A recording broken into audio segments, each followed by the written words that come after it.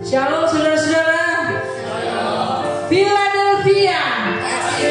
Kasih persaudaraan, beri kemuliaan buat Tuhan. Kami percaya bahwa pada pagi hari ini kita yang rindu memuji, menyenangkan hati Tuhan Allah ada bersama di atas puji-pujian bersama dengan kita. Amin.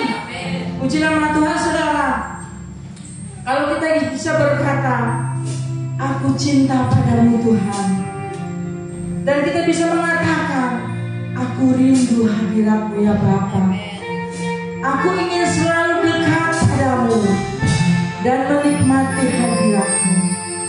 Saudara, kalau kita sudah merasakan hal seperti itu, kita pun boleh mengatakan, pujilah aku Tuhan, cobalah aku Tuhan, selidiki batinku dan hatiku, karena mataku tertuju kepadamu. Haleluya.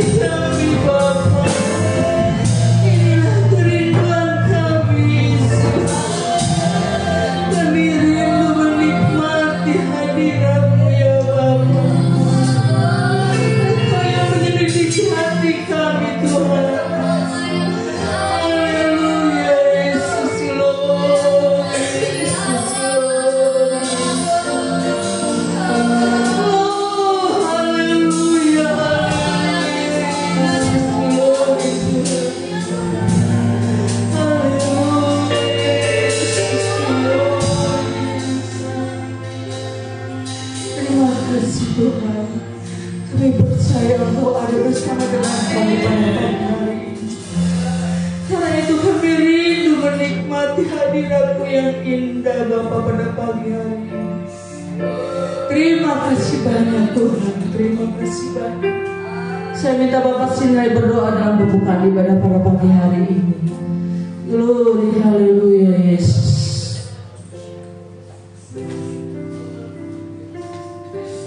Haleluya Yesus. Bapa di dalam surga, Bapa yang selalu kami sembah di dalam nama Tuhan Yesus Kristus, Bapa yang baik, begitu besar kasih setiamu selalu kami rasakan sepanjang hari. Segala pujian, hormat, dan kemuliaan hanya bagi-Mu Bapa. Kami bersyukur dan berterima kasih kepada Bapa oleh kasih-Mu, kebaikan-Mu, atas kemurahan Kau berikan kepada kami semua.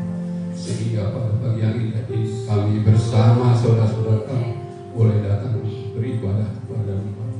Layakkan kami dalam ibadah supaya kami persembahkan oleh pujian-pujian kami dan ibadah kami berkenan dan menjadi bukti yang baru kalau menghadapi. Terlebih kami memohon perdamaian daripada-Mu Bapa. Ampuni segala dosa dan kesalahan kami Tuhan, atas segala perbuatan juga pemikiran kami yang tidak dan tidak berkenan di hadapan, dan urapi kami semua yang hadir pada saat ini, membawa pujian, bermain musik, singer, terlebih-lebih hamba-Mu yang akan menyampaikan, dan buat saudara-saudara kami yang masih dalam perjalanan, Engkau pimpin peserta mereka ke tempat ini untuk beribadah bersama. Dan bila ada kuasa-kuasa kegelapan, kuasa roh jahat, dan kuasa-kuasa yang tidak senang akan kami beribadah, ganggu jalannya ibadah kami, izinkan kami memanggil nama, hanya di dalam nama Yesus kami usir, kami pergi dan kami. Terima kasih Bapa, terima kasih Tuhan Yesus. Aku buka ibadah pertama pertengahan selesai. Hanya di dalam nama Tuhan Yesus Kristus yang Allah. Haleluya. Haleluya, kita berdiri saudara-saudara. Saudara, kita percaya kalau pada pagi hari ini kita sudah ditebus oleh darah Yesus. Amin. Karena itu kita mau menerima kuasa daripada Dia yang memberi kekuatan bagi kita. Kami terima kuasa dari Tuhan. Haleluya. Glory. Amin. Haleluya.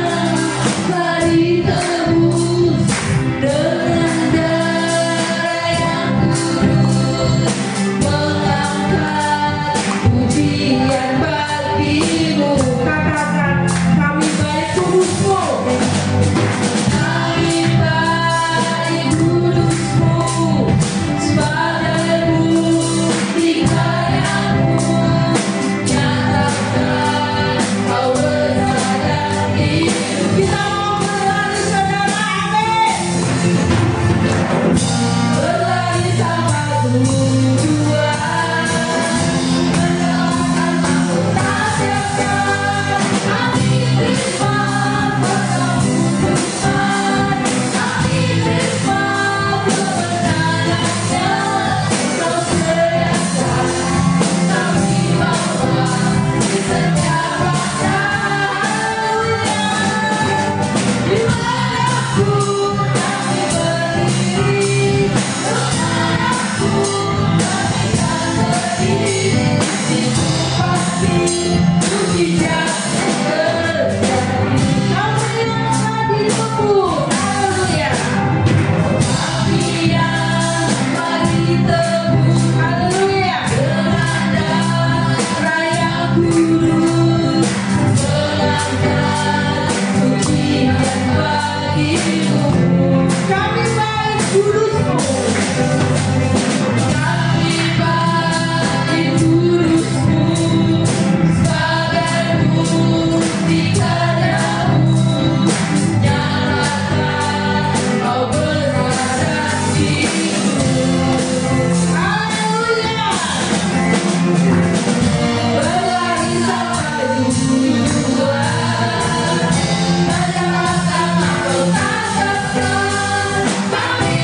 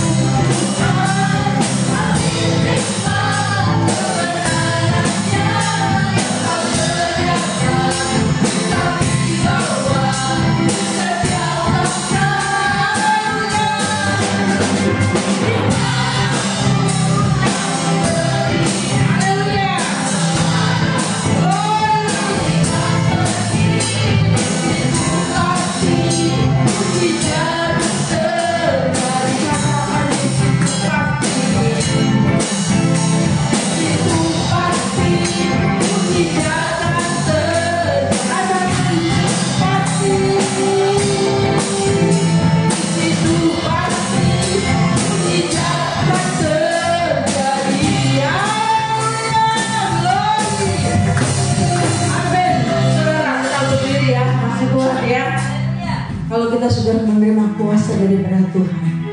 Kita percaya, kita melangkah berjalan bersama dengan Tuhan. Betapa indahnya, haleluya, alangkah indahnya hidup di dalam Tuhan.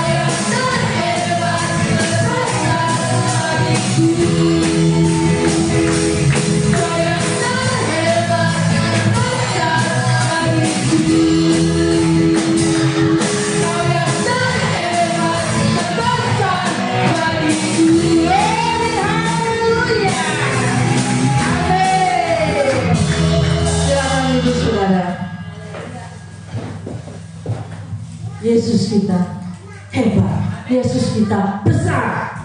Dia bisa mengalahkan setiap permasalahan hidup kita. Amin. Saudara, kita masih hidup dalam dunia ini. Ada banyak cara-cara Tuhan, ya, bekerja di dalam kehidupan saudara dan saya. Bahkan kita tidak tahu jalan-jalan kita menuju kemana, tetapi kita diarahkan. Ada jejaknya Tuhan yang harus kita ikuti.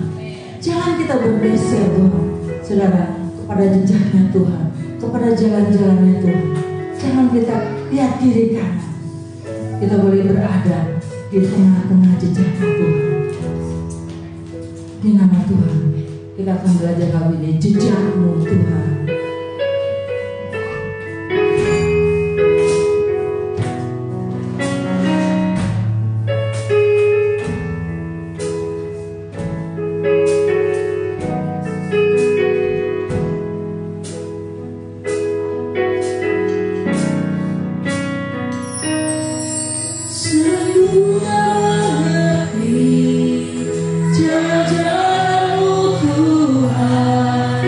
Bagai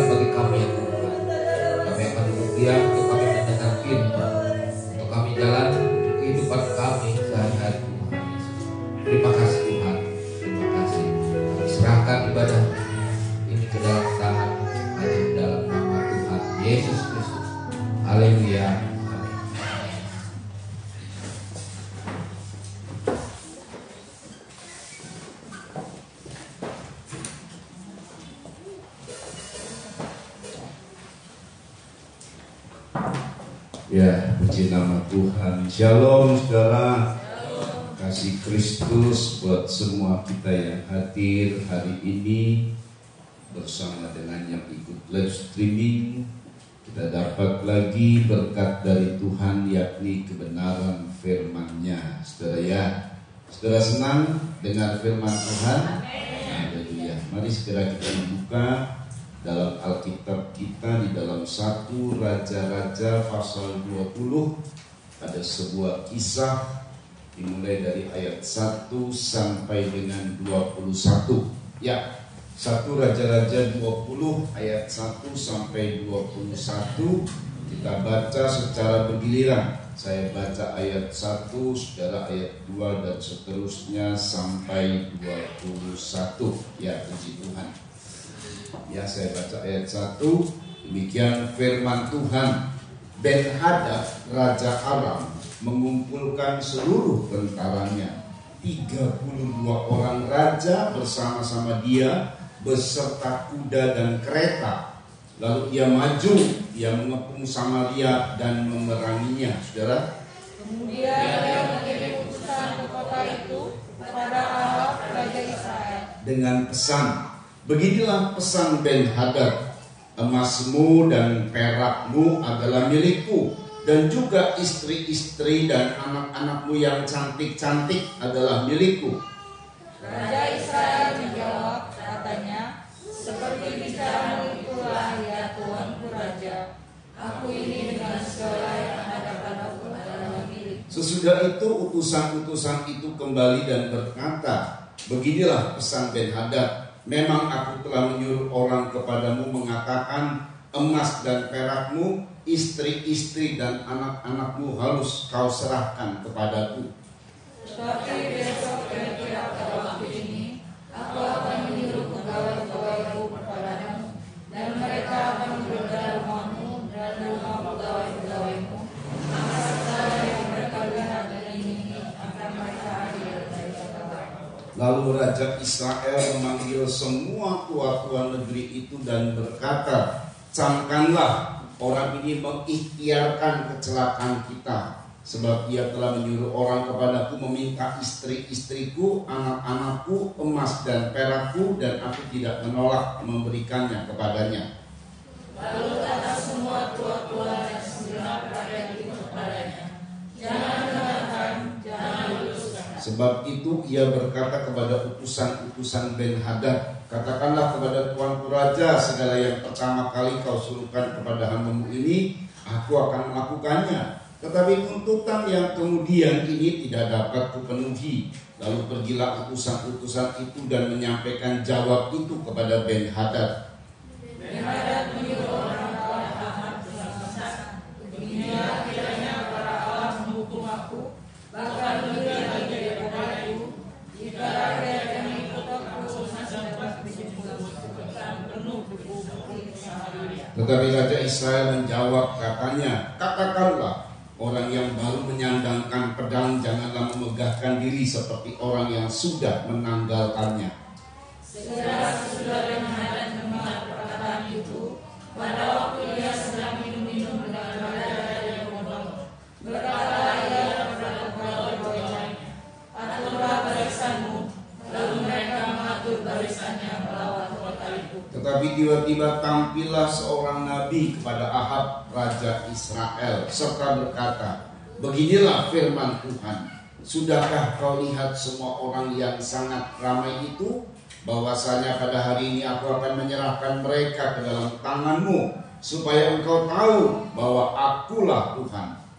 Lalu bertanyalah Ahab, dengan siapa? Jawabnya, beginilah firman Tuhan, dengan bantuan orang-orang muda mengiring kepala-kepala daerah. Tanyanya pula, siapakah yang akan memulai perang? Jawabnya, engkau. Kemudian dia menghitung jumlah orang-orang muda pengiring kepala-kepala daerah itu. Ada 232 orang banyaknya, dan sesudah mereka itu ia menghitung jumlah seluruh rakyat, yakni segenap orang Israel. Ada 7.000 orang banyaknya.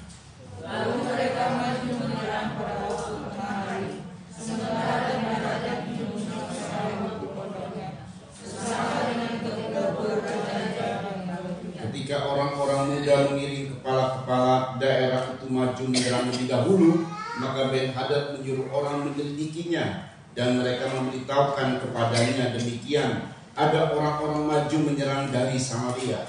Lalu katanya, nah mereka datang mendatang sahabat, dan maksud perang, maka mereka dibunuh. Sementara itu keluarlah mereka itu dari dalam kota, yakni orang-orang muda pengiring kepala-kepala daerah dan juga tentara yang mengikuti mereka.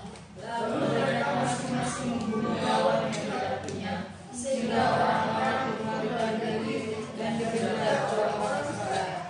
Tetapi Ben-Hadad, raja Arab, dapat melumpuhkan diri dengan naik kuda, beserta sejumlah orang muda. Juga Raja Israel maju, lalu memusnahkan kuda dan kereta itu dan mendatangkan kekalahan yang besar kepada orang Aram. Amin. Nah, ini saudara sebuah kisah.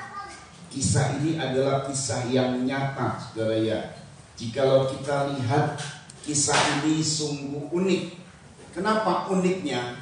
Karena Ahab ini raja yang melakukan apa yang jahat di mata Tuhan. Ini bukan raja yang baik. Ini bukan raja yang melakukan apa yang benar. Ini raja yang melakukan apa yang jahat di mata Tuhan, yang memang karena pengaruh istrinya. Ada yang tahu istri Raja Ahab namanya siapa? Isabel. Isabel ini cukup dikenal di Alkitab. Isabel, Isabel adalah istri Ahab, dan dia adalah seorang putri kerajaan dari kafir. Dia penyembah berhala, Baal dan Asitoret dan banyak berhala lainnya. Lalu kemudian Isabel ini adalah istri yang otoriter. Dialah yang mempengaruhi Ahab. Apa-apa Isabel mesti memutuskan, bukan Ahab sebagai raja.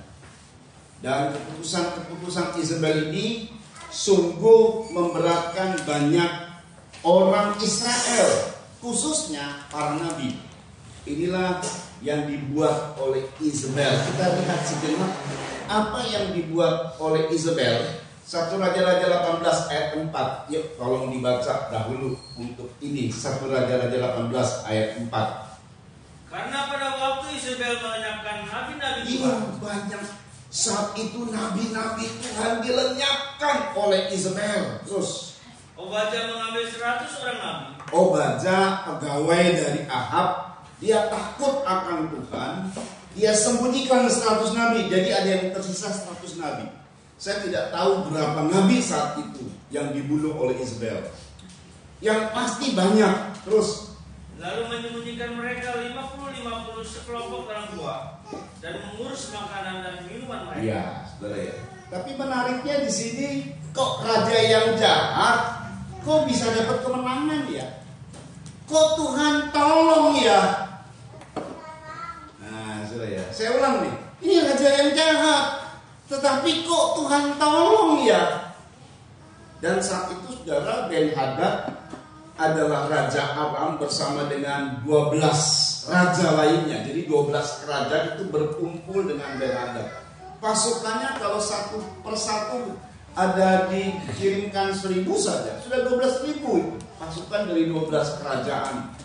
Ben-Hadad mungkin punya pasukan katakanlah 1000 saja, sudah 13.000 sudah. Tapi pasti lebih daripada 13.000. Sedangkan Israel satu kerajaan punya pasukan 7.000. Kalau seandainya tadi saya bilang 1.000 saja, 7.000 lawan 12.000, 13.000, kalah lah 7.000. Karena memang dengan begitu banyaknya kekuatan pasukan, jadi Ben-Hadad seenaknya sendiri.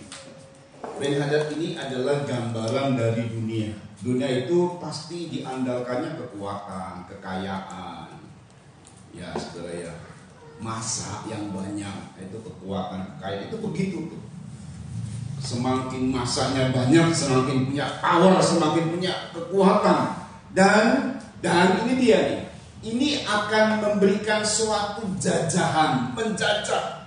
Jadi awal dari permintaan mereka ini, kalau dunia kalau kita turuti, maka dia akan, permintaannya itu akan terus memberatkan kita.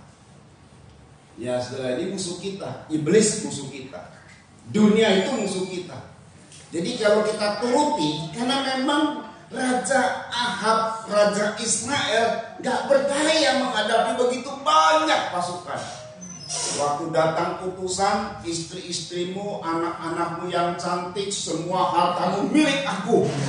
Karena takutnya saudara, Ahab bilang, ya sudah milik kamu, aku nyerah deh, silakan ambil deh.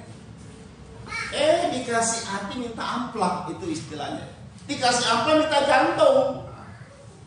Begitu sudah dapat sinyal hijau, Ben-Hadad waktu pas orang-orangnya utusannya kembali ke Ben-Hadad, nambah lagi tuntutannya.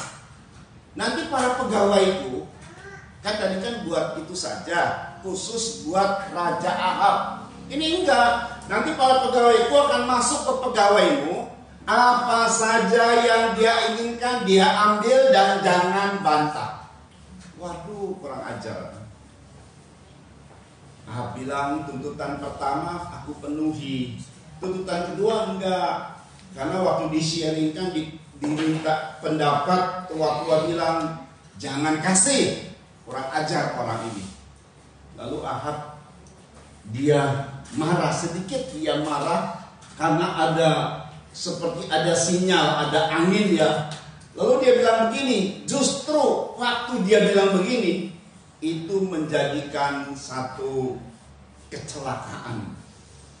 Ya, ada sinyal dari tua-tua. Tapi tua-tua cuma minta jangan ikuti.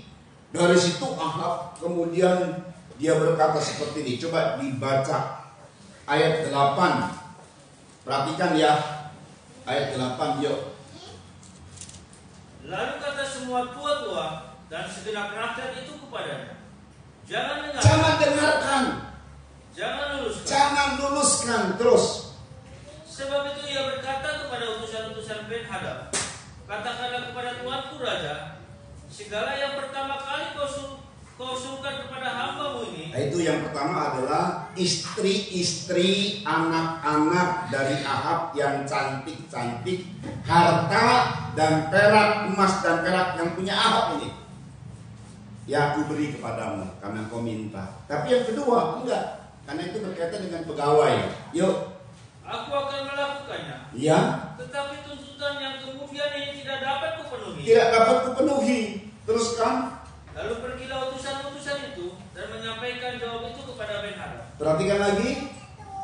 Ben-Hadad menyuruh orang kepada Ahab. Iya, ini diutus lagi setelah Ben-Hadad dengar begitu, diutus lagi. Terus, beginilah kiranya para ilah menghukum aku.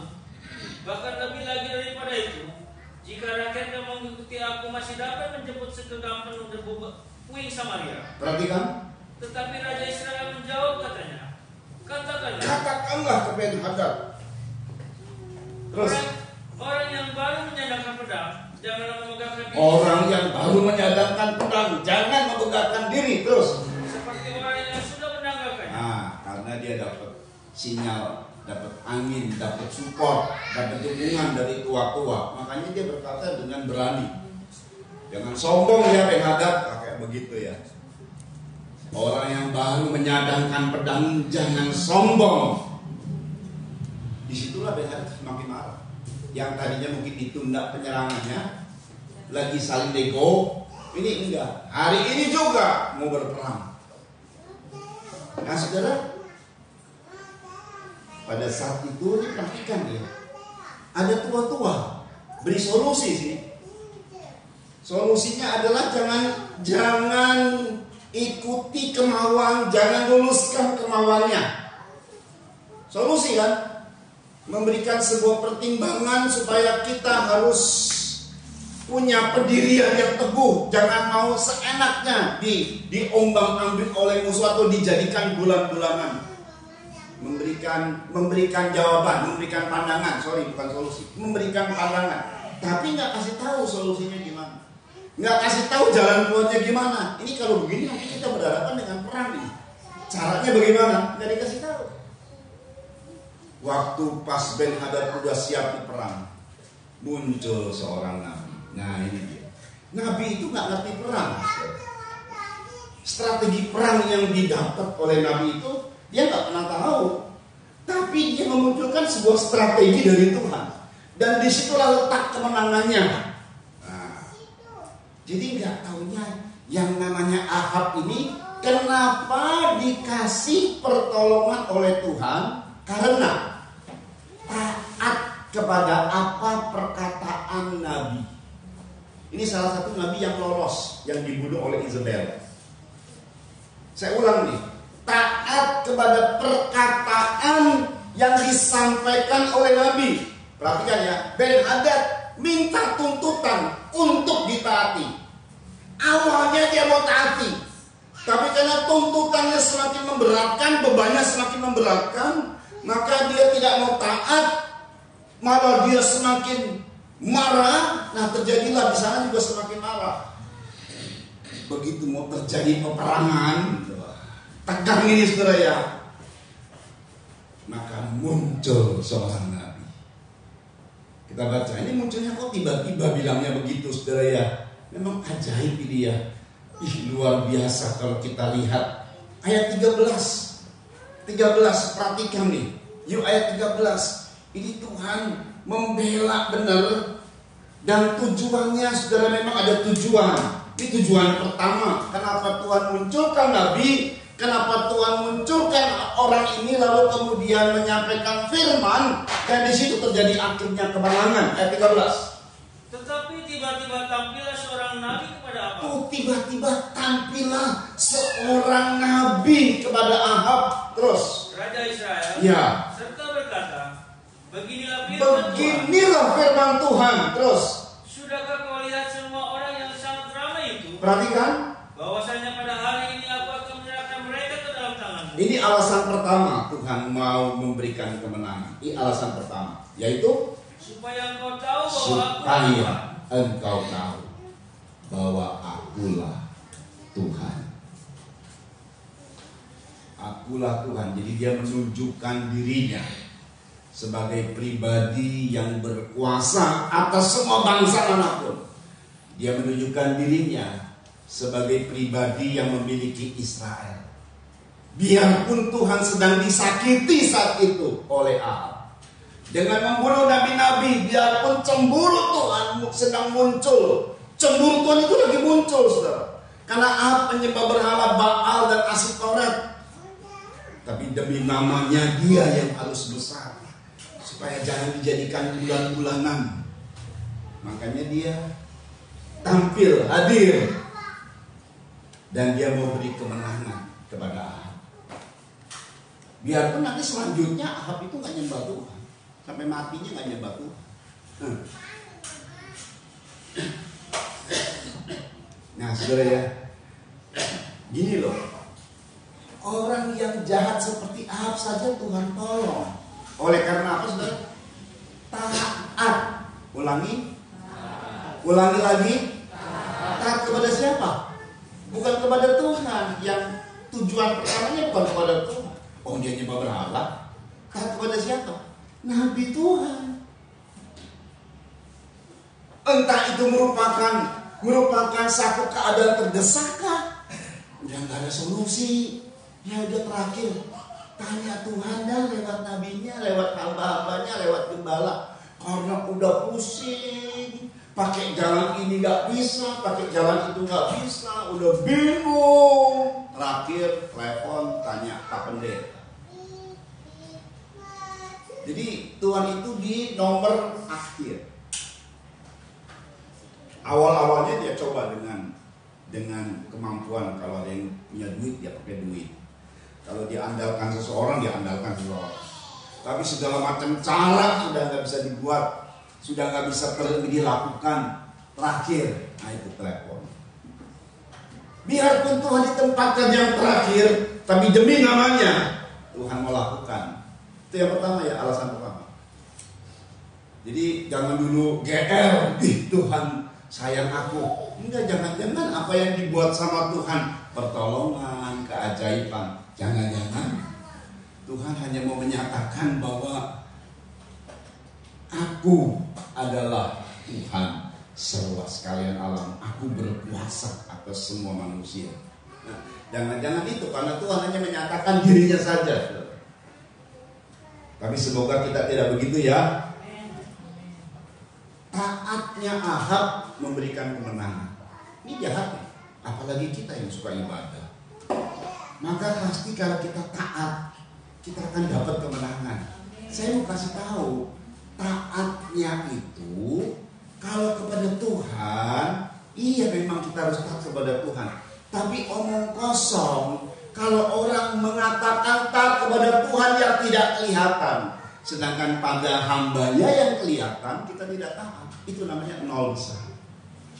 Sebelum kau taat kepada yang tak kelihatan, ada nasihat yang baik dari hamba-hambanya, dari gembala memberikan nasihat, dan nasihat itu masuk akal. Nasihat itu memang di hati kita juga sudah bilang itu nasihat dari Tuhan. Lalu kita tidak mau melakukan nasihat dari hamba-hambanya, itu nol besar. Saudara ya. Nah saudara, jadi kalau kita lihat ya, di sini Ahab udah kepepet. Di mana Ben-Hadad itu kita istilahkan iblis kah, kita istilahkan dunia kah, kita istilahkan percobaan. Pencobaan itu semakin lama semakin berat menekan kita.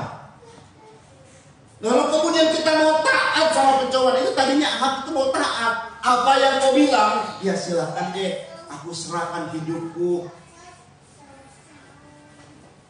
Datang ada sesuatu yang baru, di mana Nabi Tuhan muncul. Aku akan serahkan mereka ke dalam tanganku, kata Tuhan lewat nabinya. Lalu caranya bagaimana? Siapkan orang-orang muda. Dilakukan sama Ahab. Ini ada solusi baru. Ya sebenarnya ya tadi mungkin karena kepaksaan. Ya ini cobalah. Mungkin ya, karena Ahab itu nggak percaya sama Tuhan. Dia percayanya sama Baal sama Asitoret. Dia berbuat jahat. Jadi kalau Ahab saja bisa Tuhan tolong dengan catatan taat sama nasihat Nabi Tuhan, apalagi kita. Kita nggak nyembah berhala. Kita setia beribadah. Kita masih tetap jadi sebagai umat Tuhan, orang Kristen. Kita masih berdoa di rumah. Orang yang jahat aja bisa ditolong Tuhan, apalagi kita yang baik. Asal, ini syaratnya. Apa sekarang? Taat sama siapa? Nasihat dari hamba Tuhan. Karena nggak taunya kerajaan sorga itu punya istilahnya, punya protokol. Kalau misalnya istana negara itu punya protokol, soalnya mau ketemu presiden itu nggak langsung nyelonong masuk. Ketemu presiden tembak mati sama pengawal, nggak bisa. Mesti berhadapan dengan beberapa aturan gitu ya. Kerajaan sorga juga punya aturan. Katanya diungkapkan sama Tuhan aturan kerajaan sorga. Perhatikan baik-baik saudara ya. Perhatikan ini. Nanti kita lihat solusinya ya. Kita lihat dulu aturan kerajaan sorga ini kayak apa sih. Ini kita baca ya. Di dalam, sebentar nih. Kita baca di dalam Yohanes 13 ayat 20. Ini aturan sorga. Saudara harus tahu nih aturan sorga. Yuk.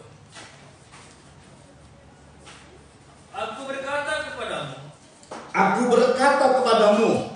Sesungguhnya barang siapa menerima orang yang kuutus. Barang siapa menerima orang yang kuutus. Nah, aturan pertamanya gitu. Kalau kau menerima orang yang kuutus, dia adalah gembala, hamba Tuhan.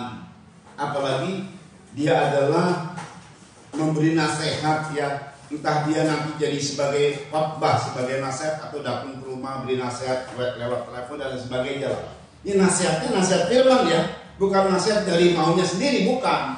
Nasihat firman. Siapa yang menerima orang yang kuutus, terus Ia menerima aku, dalam hal ini Yesus. Ia menerima aku. Tapi Yesus saat itu belum berkuasa sepenuhnya. Tetapi tentunya lebih power dari hamba Tuhan yang diutus, betul kan? Karena Yesus bisa melakukan perbuatan ajaib. Nah, perhatikan lagi, terus dan barang siapa menerima Yesus, ia menerima Dia yang mengutus aku. Ia menerima Dia, Bapa Allah serwa sekalian Allah. Dialah pembuat keajaiban yang mengutus aku. Nah, sekarang Yesus sudah naik ke sorga. Dia adalah Bapa sekarang buat kita. Cuma 2 poin saja. Hambanya dan Bapa. Kalau ini waktu Yesus ngomong ini dia masih hadir. Makanya ada 3 protokol lah istilahnya. Birokrasinya kayak begini. Terima dulu hamba Tuhan, dia akan terima Yesus. Dia akan dianggap telah menerima Yesus. Kalau kau menolak hamba Tuhan, berarti kau menolak Yesus. Dan kau menolak Dia yang mengutus. Jadi kau terima, urutannya nanti ke Yesus. Engkau sudah terima. Dan kalau sudah terima, maka Bapa akan memberikan hal yang dahsyat. Sekarang Yesusnya naik ke surga, nyatu dengan Bapa. Cuma 2 kok. Lebih singkat kan? Betul gak? Kalau tadi 3 sedikit terima dulu hamba Tuhan, Yesus, baru ke Bapa. Itu rada panjang 3. Sekarang tinggal 2. Kalau engkau menerima nasihat hamba Tuhan, kalau engkau menerima nasihat firman dari gembala, maka engkau menerima Dia. Bapa serwa sekalian alam, Allah serwa sekalian alam. Apa masalahnya? Jangan jadi persoalan buat kita. Kalau engkau taat pada nasihat, maka Tuhan campur tangan menolong. Hamba Tuhan nggak bisa. Hamba Tuhan hanya sampaikan nasihat. Seperti Nabi ini hanya sampaikan nasihat. Kemenangan itu dari mana? Dari Tuhan. Amin, saudara. Tapi urutannya untuk kita menghadirkan Tuhan memberi kemenangan kepada kita, terima nasihat. Orang yang mau terima nasihat hamba Tuhan, pertama-tama minimal loh, dia mesti baik sama hamba Tuhan. Bagaimana orang bisa nasihat kalau dia hatinya jengkel sama hamba Tuhan? Betul ya? Jengkel saya sama dia, lagi jengkel nih, dinasihati tambah jengkel. Ya pantesan ditolak, pantesan. Ahab ini memang pembunuh nabi-nabi. Tapi saat itu memang gak ada hadir Isabel. Kan pengaruh Isabel saya tidak tahu nih. Gak ada tulisan Isabel. Biasanya kalau saudara baca ya, kisah-kisah sebelumnya, di situ selalu ada Isabel. Dialah yang ngatur, bunuh Elia lah, bunuh nabi-nabi lah, bunuh Nabot lah, apa saja diatur. Saya nggak tahu, apa mungkin Isabel lagi pergi kali pulang kampung, saya nggak tahu, saudara ya. Karena dia itu bukan orang situ, dia ini kerajaan kafir. Mungkin lagi pulang kampung, jadi Ahab tidak ada yang mempengaruhi dia. Makanya pada saat Nabi Muhammad dia terima nasihatnya, dia terima nasihatnya. Nah ini cuma sebenarnya gitu aja, taat sama Tuhan. Iblis juga nuntut taat loh. Dunia juga nuntut taat sama kita, betul ya? Dunia kan nuntut taat kan? Taat, kalau taatnya dunia itu membebani kita itu. Dikasih kelonggaran. Dunia minta naik lagi dia. Nanti pegawai-pegawai saya, kata Benadat, kalau masuk ke rumah pegawai-pegawaimu, apa yang diingininya diambil, jangan marah ya. Waduh, kurang ajar. Tapi puji Tuhan akhirnya dia taat sama Tuhan. Dia taat sama nabinya. Saudara. Jadi inilah merupakan kemenangan yang besar. Jadi kemenangan yang besar, satu, Tuhan menyatakan dirinya lagi bahwa akulah Tuhan. Kalau kepada kita, Tuhan nggak perlu menyatakan diri kayak begitu, karena kita anaknya. Ungkapan akulah Tuhan itu karena kita ada dekat Bapa, ya tenang kita. Saya mau kasih tahu, karena kita sebagai anaknya, ungkapan aku adalah Tuhan itu hanya untuk menantang. Termasuk Ahab. Ahab ini di luar Tuhan. Ditantang semua Benadat, Ahab, kerajaan Israel, semua harus tahu bahwa akulah Tuhan. Jangan nyembah kepada berhala-berhala. Akulah yang benar. Akulah Tuhan. Tapi kalau kepada anak-anaknya kita percaya sama Tuhan, gak perlu Tuhan bilang gitu. Karena kita sudah tahu, dia sudah pribadi Allah yang Maha Kuasa. Amin, saudara. Justru dia selalu menunjukkan kekuatan kuasanya untuk kita. Semakin kita percaya, semakin kita terpikat sama dia, saudara ya. Jadi nggak perlu. Yang kedua nih, yang kedua yang dialami oleh Ahab, tidak ada pengaruh istri Isabel. Nah, di dalam gereja nggak punya Isabel ini, saudara, orangnya udah mati. Bahkan kalau kita baca mayatnya aja nggak ada. Karena dimakan sama anjing-anjing. Hari itu, di saat itu, anjing-anjing itu begitu ganas sekali makan Isabel. Gitu. Dagingnya dimakan. Sebenarnya kan nggak ada anjing kayak begitu ya. Ya itulah, sampai semua habis, jadi nggak bisa dikubur Isabel. Tinggal sedikit organ tubuhnya yang ada. Saking jahatnya itu loh. Jadi nggak bisa dikubur, sudah mati. Matinya pun ya tadi saya bilang, dimutilasinya sama anjing. Tapi ajarannya ngeri. Kitab Wahyu menulis tentang Isabel ini. Jadi ajarannya itu terus sama kitab Wahyu. Padahal orangnya sudah mati. Memang kata orang, kata-kata itu, perkataan itu, atau ajaran itu sifatnya bisa cukup lama daripada orang yang ngajar. Betul ya? Betul nggak sih? Umurnya panjang daripada orang yang ngajar. Betul nggak? Contoh Galileo Galilei. Siapa ya? Coba ada yang tahu filsafat, salah satu filsafat? Kan orangnya udah mati. Tapi filsafatnya, ajarannya masih dipakai sampai sekarang ini. Newton itu apa ya? Gravitasi ya? Nah, Newton gravitasi ya? Nah, udah mati Newtonnya. Tapi teori gravitasi, benda jatuh, ini benda jatuh. Ini dipakai. Nah, ini kayak gravitasi. Nah, Newton. Ada lagi, siapa lagi? Nah, di sekolahan orang-orang Yunani itu punya filsafat. Dan filsafat itu dipakai sampai sekarang. Sama dengan MC kuadrat. Siapa itu yang merumuskan? Albert Einstein. Orang yang udah mati. Terus katanya gaya berbanding lurus dengan apa? Gaya sama apa?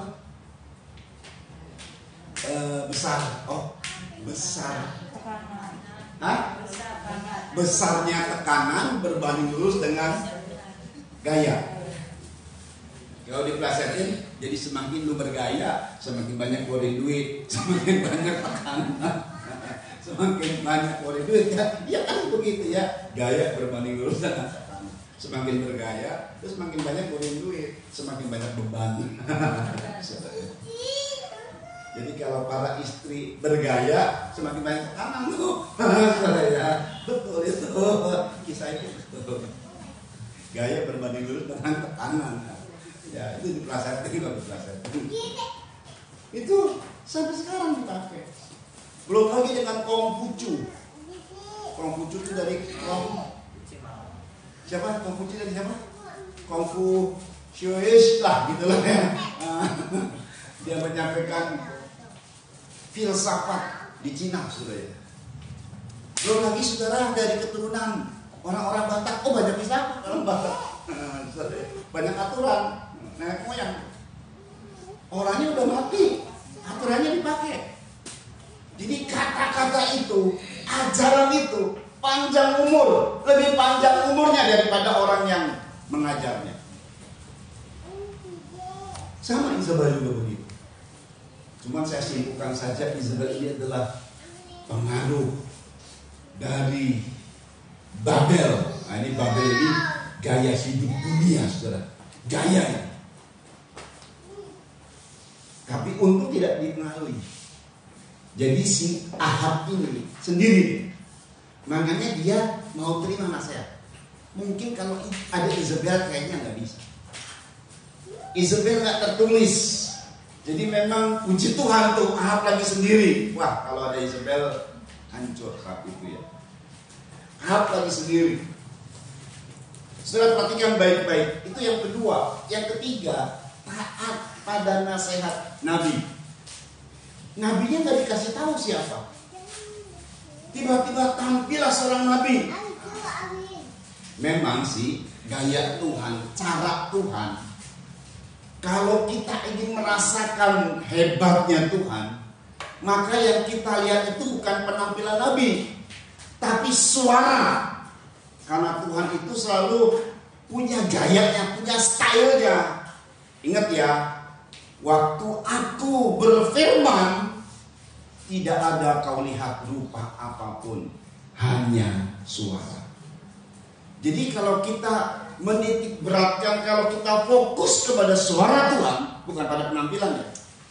Nanti ada penampilan, mungkin penampilan seorang hamba Tuhan, ya cungkring mungkin, kurang dianggap ini. Wah, kemarin saya kumpul dengan beberapa hamba Tuhan dari berbagai gereja, karena saya dari Sinode GSPDI diutus karena saya di bidang misi dan Departemen Pendidikan di Majelis Daerah Jawa Barat. Karena ini berkaitan dengan misi, saya diutus. Saya bilang kalau saya bayar sendiri saya nggak mau. Oh, saya bayarin, jadi MD bayarin, ya, Majelis Daerah bayarin. Oke, berangkat. Ya. Begitu saya sampai di sana, jadi ngerti saya lah, nggak ada yang kenal satupun, nggak ada yang kenal. Ya memang karena ini seluruh internasional. Katanya ada juga setelah selanjutnya ada juga yang kenal, nggak tahunya saudara ya. Orang-orang penting lagi yang dikenal. Puji Tuhan nih. Saudara, jadi pada saat kita kumpul, itulah banyak macam-macam model hamba Tuhan, ya kan ya. Ada yang pakai jas keren, ada yang pakai kaos gitu kan ya, ada yang wajahnya bagaimana begitu, ada yang wajahnya lihat setiap dia keluar dari kamar gitu ya, atau kumpul tampilnya bagus banget wajahnya. Kalau saya bodoh tinggal, nggak ada perhatian. Yang penting pakai pakaian dia bisa imam, batik mau apa dia pakai aja. Jadi kadang-kadang begitu loh. Kadang-kadang ada hamba Tuhan datang, ini hamba Tuhan dari desa ini khotbah. Apa kira-kira kalau kita kasih khotbah ya, dia bisa nanti memuaskan jemaatnya, atau firman Tuhan bisa menjadi jawaban buat jemaatnya ya. Nah, itu kadang-kadang kan begitu tuh, ngelihat penampilan, betul ya saudara ya. Wah, tapi kalau ada hamba Tuhan yang YouTuber misalnya, YouTuber. Di mana-mana tuh. Hebat ini ya. Luar biasa ini. Ya sekarang kalau dunia itu begitu. Makanya muncul Nabi Tuhan. Nggak dikasih tahu namanya siapa. Yang penting itu suara. Yang penting buat kita adalah firman. Amin. Siapapun yang berdiri dan berkhotbah di sini itu nggak penting. Yang penting adalah firman yang disampaikan, dan kalau itu merupakan kebutuhan kita, itu merupakan jawaban dari doa dan pergumulan kita, itu merupakan nasihat Tuhan murni. Terima. Itu berkat buat kita, itu pertolongan buat kita.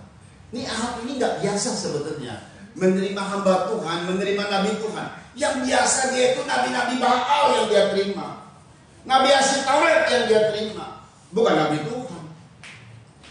Tapi saat itu herannya Ahab taat.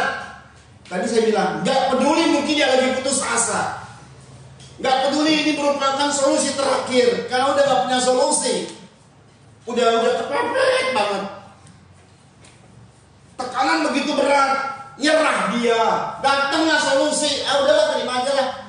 Kalau menang untung, kalau rugi, kalau kalah ya udahlah, gimana lagi? Nggak ada solusi lain, nggak peduli, saudara. Tapi kalau kita jangan lagi kepepet. Sebelum terjadi peristiwa yang memberatkan kita, kalau firman itu datang, terima. Amin, saudara. Terima.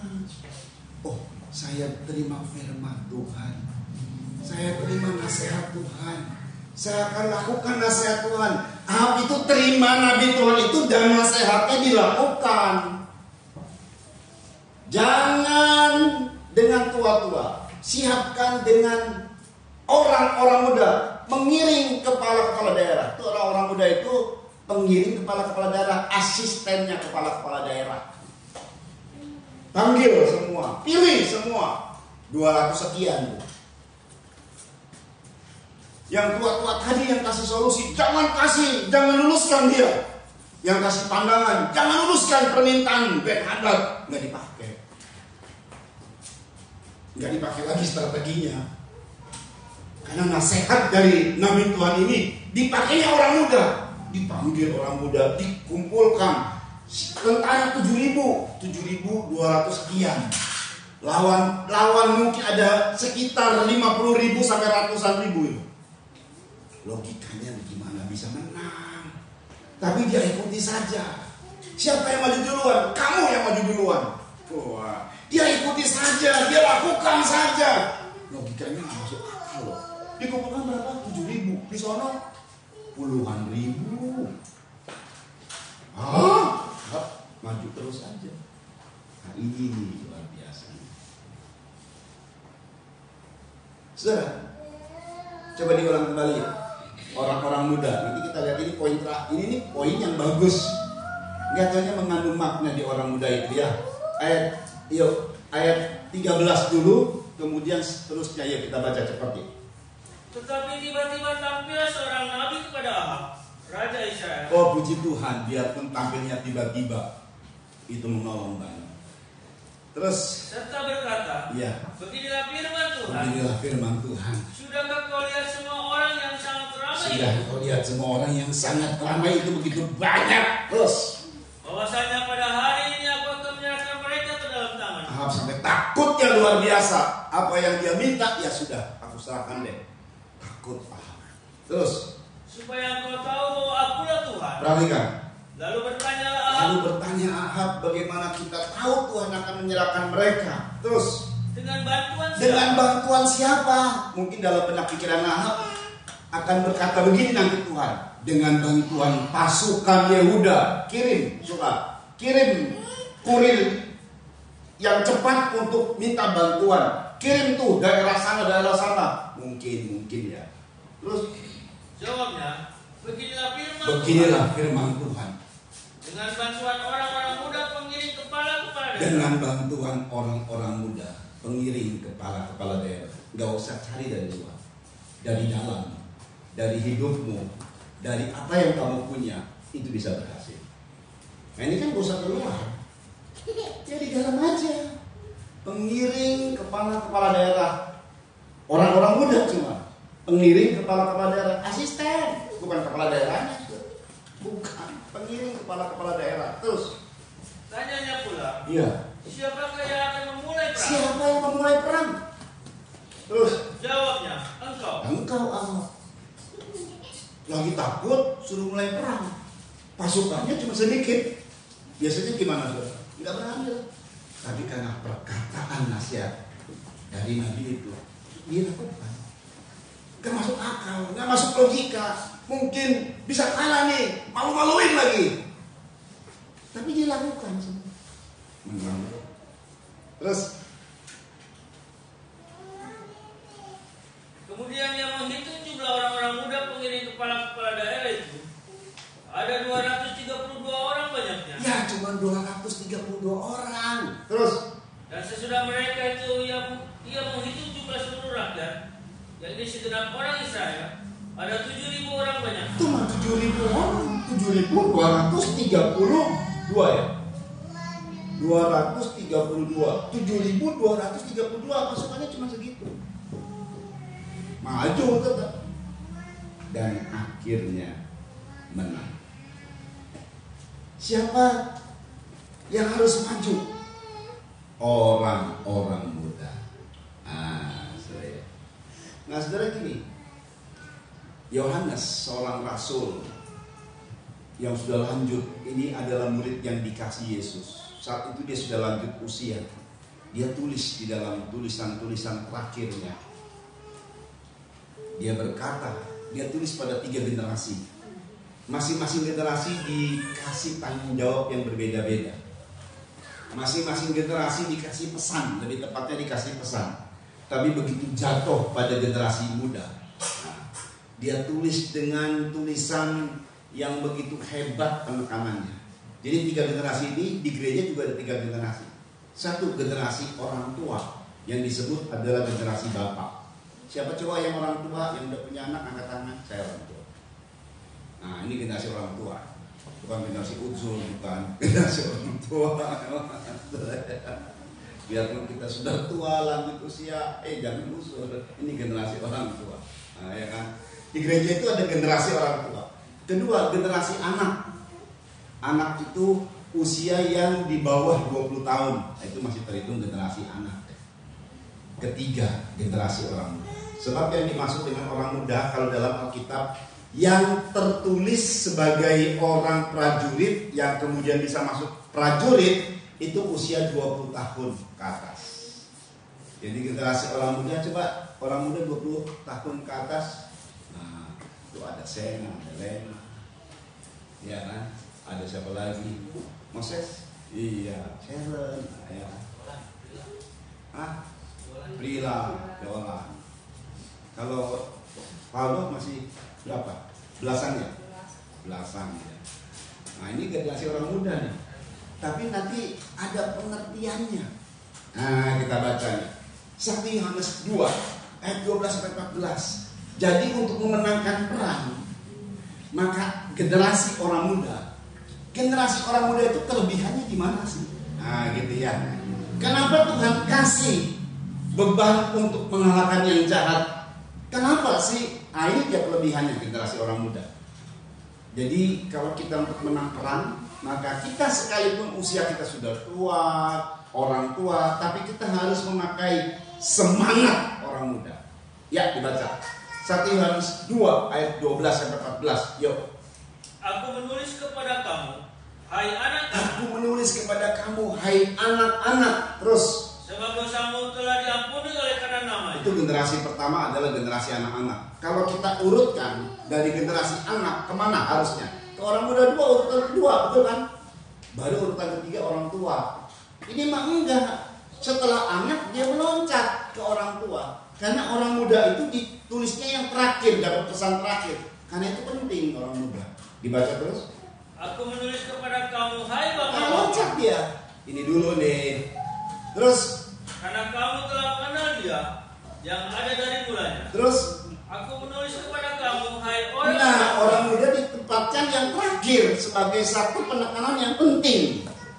Kepada mereka, anak dan bapak orang tua nggak ada dikasih tanggung jawab. nggak ada dikasih beban. Mari.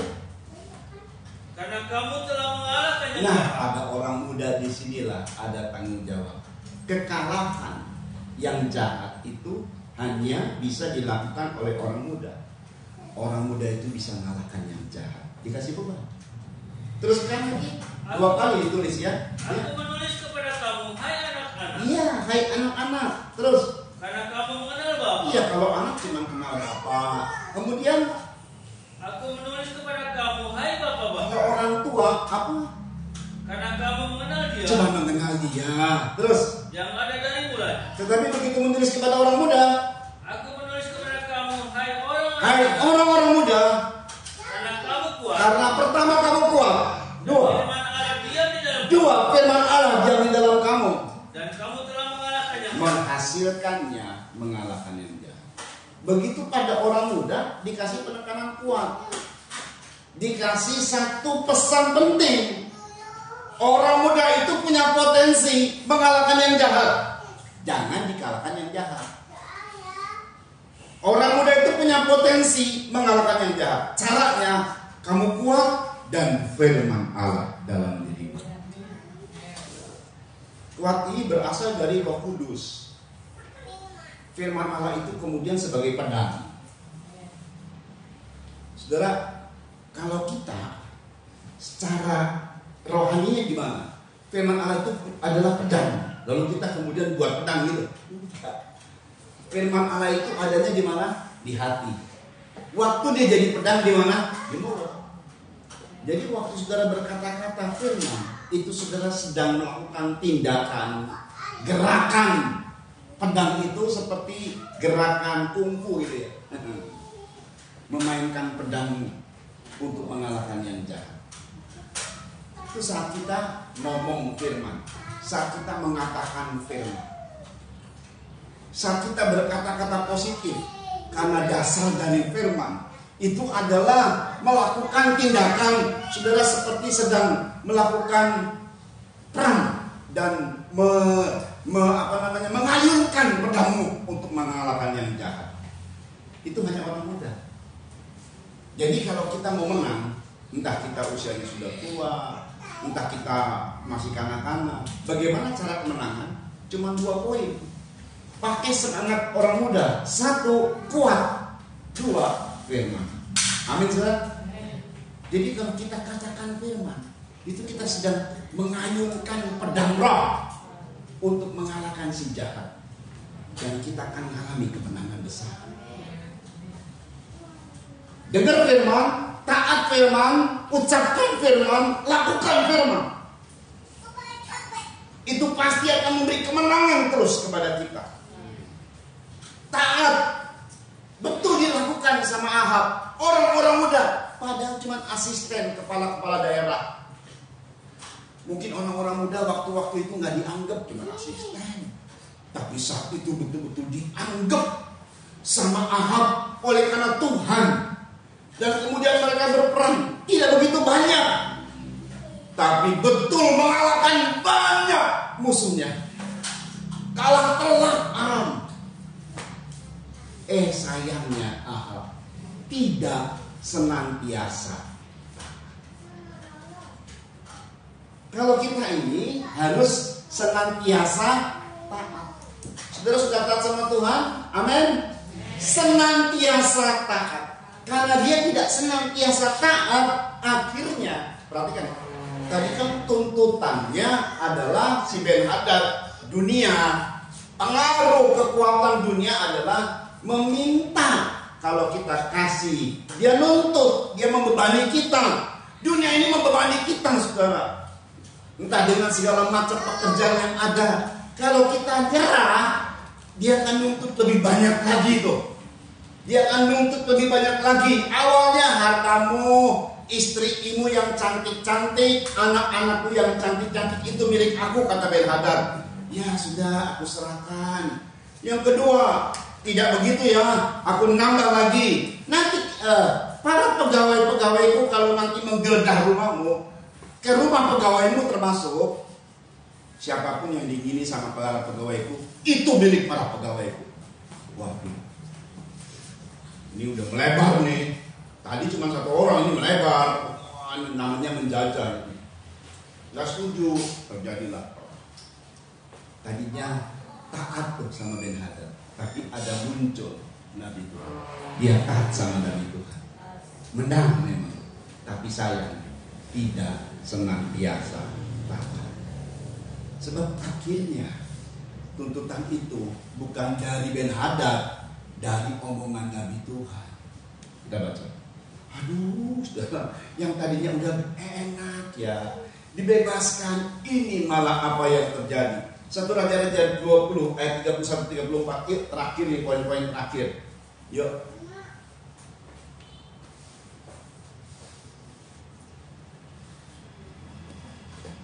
Satu Raja-Raja 20 ayat 31-34. Yuk. Lalu berkatalah pegawai-pegawainya kepadanya. Ini Ben-Hadad nih. Ben-Hadad itu setelah diserang, semua rakyatnya, tentaranya kalah semua, dia sempat kabur. Dia bisa selamat dia. Tetapi kemudian di dalam persembunyian diungkapkan begini sama pegawai-pegawainya. Ketahuilah, kami dengar bahwa raja-raja kaum Israel ya. Ketahuilah, kami telah mendengar bahwa raja-raja kaum Israel itu adalah raja-raja pemurah. Terus, marilah kita menaruh kain kabung pada pinggang kita dan tali pada kepala kita, dan dengan demikian keluar menghadap raja Israel. Barangkali ia akan menyelamatkan nyawa. Terus, lalu mereka melilitkan kain kabung pada pinggang mereka. Mereka melilitkan kain kabung pada pinggang mereka terus. Dan tali pada kepala mereka. Ya, mereka ini mohon-mohon nih belas kasihan sama raja-raja Israel, khususnya sama Raja Ahab lah ya. Terus, kemudian mereka pergi menghadap raja Israel sambil berkata. Menghadap Ahab sambil berkata. Terus, hambamu Ben-Hadad berkata, kiranya Tuanku membiarkan aku hidup. Perhatikan. Jawabnya, masih hidupkah dia? Dia saudara. Nah, kurang ajar. Jadi namanya masih saudara. Tapi saudara si itu tuh, itu jahatnya luar biasa itu. Nuntut banyak gitu kan, tadi nuntut kan. Ben-Hadad ini nuntut sama Ahab, masih saudara. Dia sudah betul-betul menyakiti, diterima lagi namanya. Masih saudara. Gara-gara ini. Kemarin kisah selanjutnya sebenarnya hanya Raja Israel yang kita harus matikan, bunuh. Itu gara-gara Ben-Hadad itu.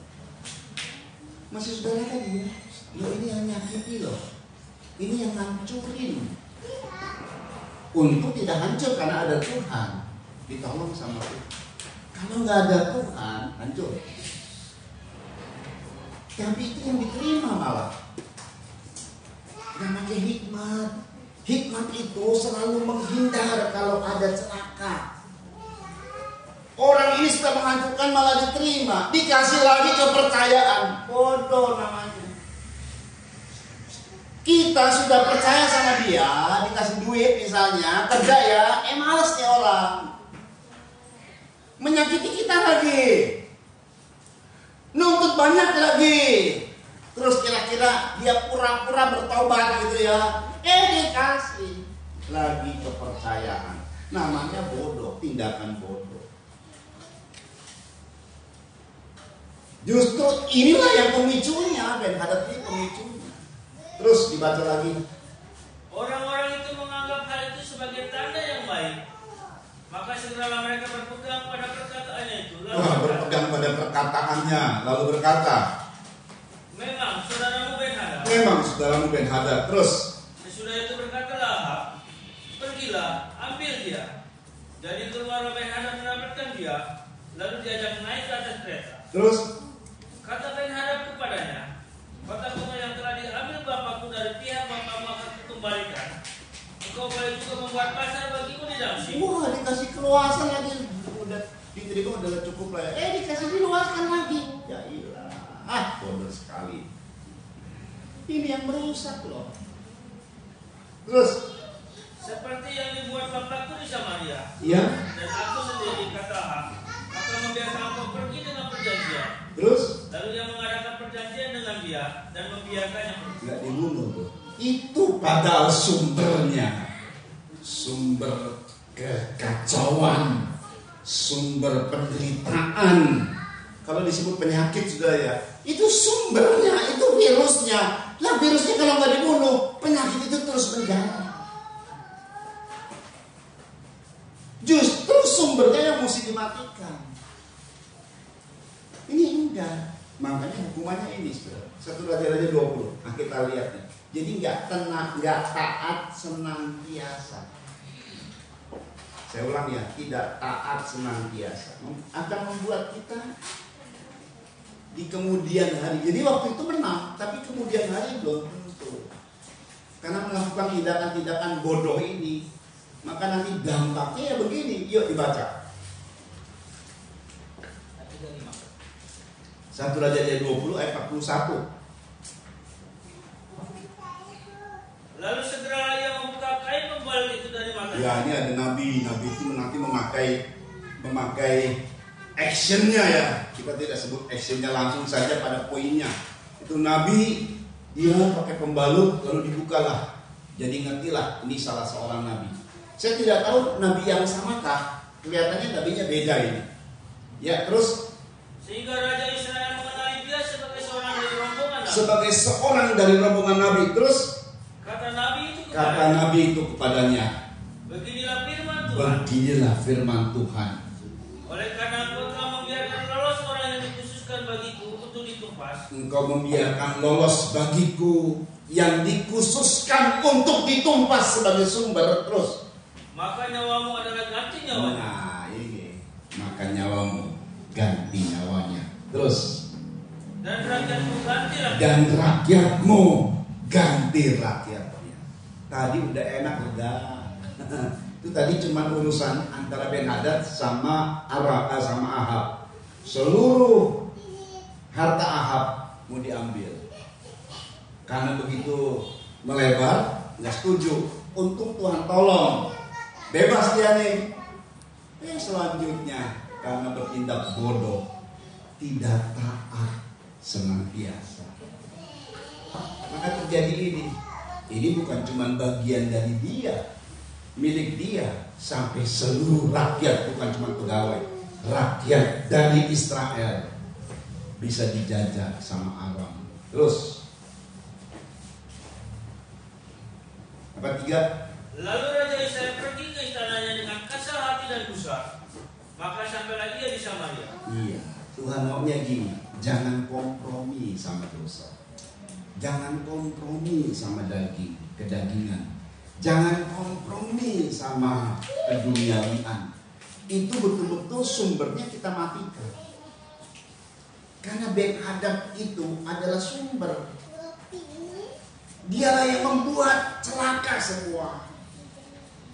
Jangan kompromi sama iblis dengan cara-cara bermain-main, punya jimat, percaya sama paranormal, sama dukun. Namanya kompromi. Itu yang pertama iblis. Yang kedua keduniawian.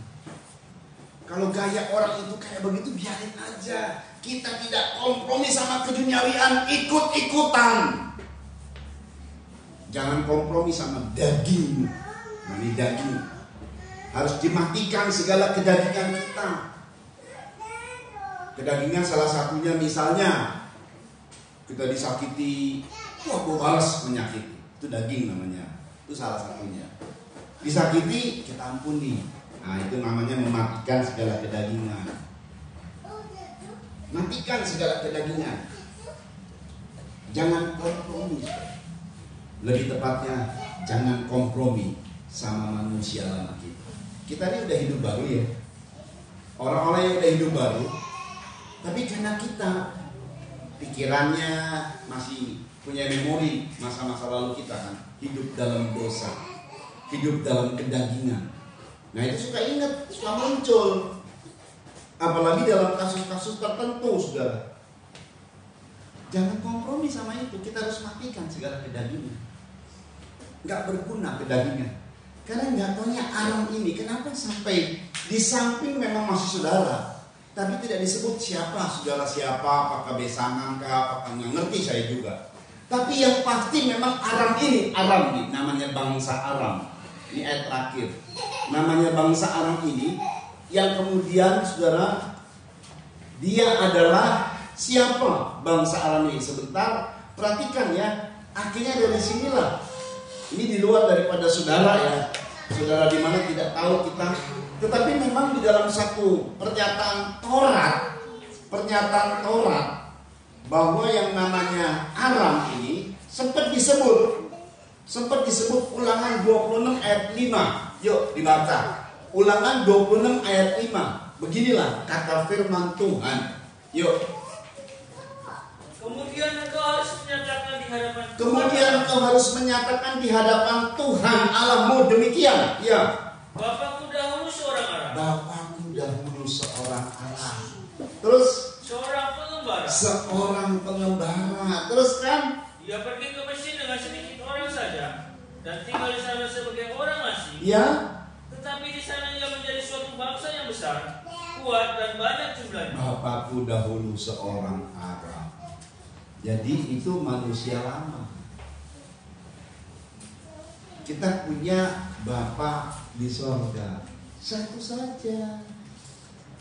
Jangan dipengaruhi dengan Bapak di dunia ini dengan wejangannya, pengaruhnya, karena kita urutannya dari siapa gitu. Aku hanya dipengaruhi oleh Tuhan sebagai Bapa di sorga. Aku hanya taat kepada perintah Tuhan. Senantiasa taat akan menghasilkan terus kemenangan demi kemenangan demi kemenangan. Terus sayang setelah bebas, setelah lega oleh karena tertolong dari pencobaan, berikut mengalami lagi pencobaan, bahkan lebih berat. Jangan salahkan Tuhan. Kita tidak taat senantiasa sama Tuhan. Yuk kita datang dalam doa. Aku mengasihi engkau Tuhan. Aku mau mengasihi. Kalau udah kasih itu urusannya itu selama-lamanya. Kalau saudara cuman terpukau saja, terkesan saja, saudara belum berbentuk mengasihi. Kalau mengasihi itu selama-lamanya. Kalau sudah ungkapkan kita aku mengasihi engkau Tuhan, itu selama-lamanya. Yuk kita berdiri. Haleluya.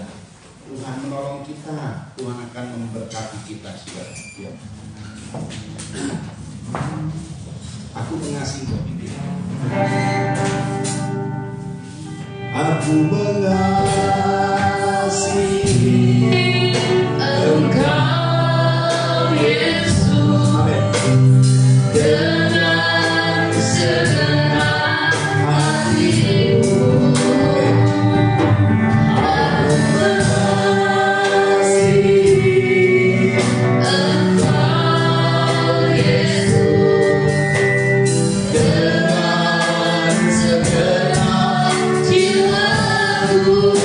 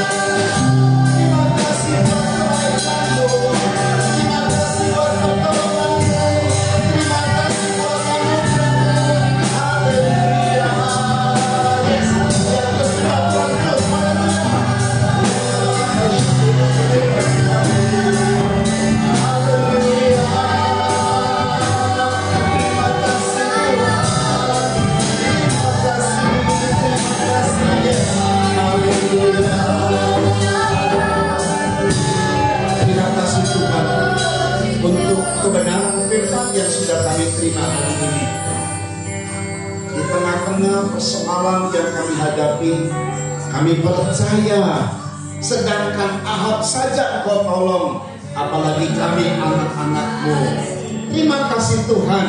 Itu sebabnya seluruh nasihat firman Tuhan kami mau terima, kami mau melakukan, haleluya. Dan kami mau senantiasa taat. Akan terus terjadi pertolongan-pertolongan Tuhan saat kami taat kepada firman Tuhan, kepada nasihat Tuhan, saat kami terima hamba Tuhan, saat kami terima pesan-pesan Tuhan dari hamba-Mu. Terpujilah nama Yesus Kristus. Berkati semua yang hadir. Mereka diberkati kebenaran firman Tuhan, memberi kami kekuatan dan kuasa firman akan mengerjakan hal-hal yang ajaib dengan kata-kata firman, dengan kata-kata positif. Kami sedang mengayunkan pedang firman dan menghancurkan musuh-musuh, haleluya, di dalam hidup kami. Problem masalah hidup dengan kebenaran dari firman Tuhan, dengan kata-kata firman, maka semua akan dikalahkan. Kami akan menerima kemenangan yang besar dari Tuhan. Berkat Tuhan fasilitator kami, baik keluarga di sini maupun keluarga yang memfasilitasi pastori Tuhan. Berkati, haleluya, berkati juga jemaat Tuhan, haleluya, yang sudah hadir, dan kuasa Tuhan bekerja kepada mereka semua. Dan firman Tuhan yang sudah diterima kami taruh dalam hati kami, berbuah di mana kami melakukan firman, dan kemenangan dari Tuhan terjadi atas kami. Berkati Kecamatan Pagaden Tuhan dengan muspikanya juga, pimpinan-pimpinan kami. Berkati Kabupaten Subang dengan muspidanya, pimpinan-pimpinan dan semua jajarannya di Subang Tuhan. Berkati Provinsi Jawa Barat dengan gubernur kami yang ada Tuhan. Berkati juga untuk Indonesia dengan Presiden, Wakil Presiden kami Pak Jokowi dan Pak Maruf Amin, bersama dengan para menteri yang ada, juga kepala-kepala daerah, serta haleluya dari gubernur sampai dengan tingkat RT RW, serta di wakil-wakil rakyat, di legislatif, yudikatif, eksekutif, baik yang di pusat dan di daerah-daerah, supaya mereka bisa bersatu hati untuk memajukan Indonesia, bukan untuk kepentingan diri sendiri, bukan untuk kepentingan partai dan lain-lainnya. 2024 pemilihan umum Tuhan Kau berkati, supaya dari pemilihan umum ini kami bisa memilih presiden yang terbaik sesuai dengan kehendak Tuhan. Nama Tuhan dipermuliakan. Kami serahkan ke dalam tangan Tuhan semuanya. Berkati Tuhan juga KPK, TNI, Polri, Densus 88, Badan Intelijen, mereka yang bergerak di bidang hukum untuk menegakkan hukum di Indonesia dengan adil. Haleluya. Berhikmat dan juga kemampuan power untuk mereka semua bisa membongkar kasus-kasus besar seperti terorisme, koruptor, gembong-gembong narkoba, sindikat mafia lainnya, dan semua yang bersalah, semua yang berbuat jahat dihukum dengan hukum yang sesuai dengan yang berlaku di Indonesia. Tapi kalau luput dari hukum dunia, kami mohon hukum sorga bertindak agar nama Tuhan ditakuti di bumi Indonesia ini. Terima kasih Tuhan Kristus. Mereka yang sakit Tuhan sembuhkan, yang lemah Tuhan kuatkan, yang menyiapkan untuk keturunan atau buah nikah Tuhan tolong semua. Beri kekuatan kesehatan kepada setiap kami yang hadir untuk kami bisa bekerja. Jiwa Kim Tuhan yang mungkin besok akan operasi dari mata oleh karena ada sesuatu hal, Tuhan, mari campur tangan supaya semuanya berjalan baik. Nama Tuhan dipermuliakan. Ada perbedaan benar, orang yang benar dengan orang yang tidak benar. Ada perbedaan orang yang setia beribadah kepada Tuhan dengan yang tidak setia kepada Tuhan.